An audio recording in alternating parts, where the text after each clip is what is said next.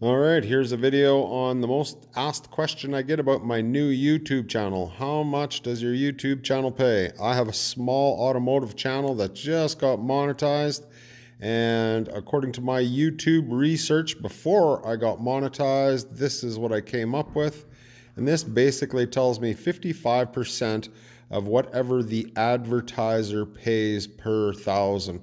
So here are the categories, kind of starting from what pays the most to least. I fall into like the second or third category according to this research.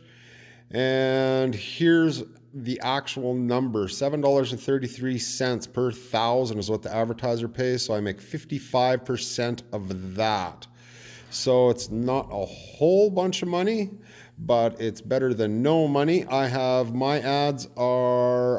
skippable ad in the beginning, and that's basically what they come up with. They've given me my first month's revenue, which is $50.06, which is better than no $50.06, I guess. And yeah, I don't get a lot of views now, but I enjoy making these videos, and I hope this all helped you guys out and answer some of your questions. Thanks.